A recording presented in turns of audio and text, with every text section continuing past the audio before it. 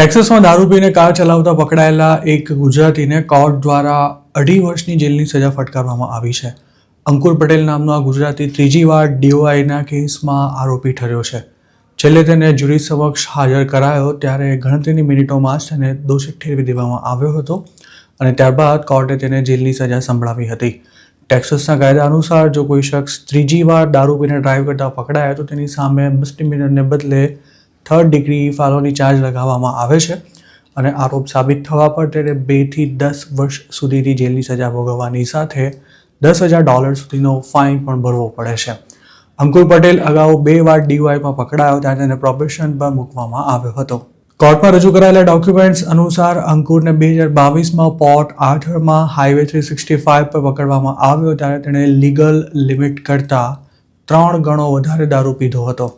અમેરિકામાં કોઈ ડ્રાઈવરની DUI અથવા DWIના કેસમાં ધરપકડ કરવામાં આવે તે પહેલાં તેણે ખરેખર નશો કર્યો છે કે કેમ તે કન્ફર્મ કરવા માટે તેને એક પગ પર ઊભા રહેવાથી લઈ સીધી લાઇનમાં ચાલવા જેવા ટાસ્ક અપાતા હોય છે.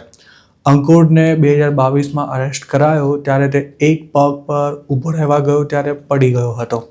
કોર્ટમાં એવું પણ જણાવાયું હતું કે અંકુરને અરેસ્ટ કરનારા ઓફિસરના બોડી કેમમાં કેપ્ચર થયેલા દ્રશ્યોમાં આરોપી ઓફિસરને "I love you, help me out" કહેતો પણ સાંભળવામાં આવ્યો હતો.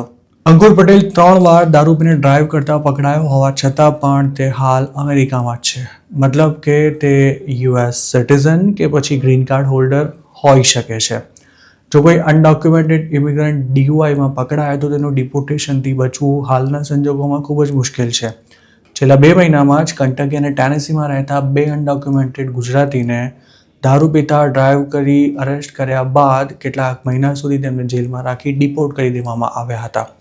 આવો જ એક કેસ જોર્જિયામાં પણ બન્યો હતો જેમાં છેક ફેબ્રુઆરીમાં અરેસ્ટ થયેલો ગુજરાતી ઓક્ટોબર મહિનામાં ઇન્ડિયા ડિપોર્ટ થયો હતો અને તેની પત્ની તેમજ US સિટીઝન બાળક હાલ પણ અમેરિકામાં છે. દારૂ પીને ડ્રાઈવ કરવું ગંભીર ગુનો છે પણ જો કોઈ પહેલી વાર પકડાય તો તેને જેલની સજા લગભગ નથી થતી હોતી પણ રિપીટેડ ઓફેન્ડર સામે કોર્ટ દ્વારા સખ્ત વલણ અપનાવાતું હોય છે.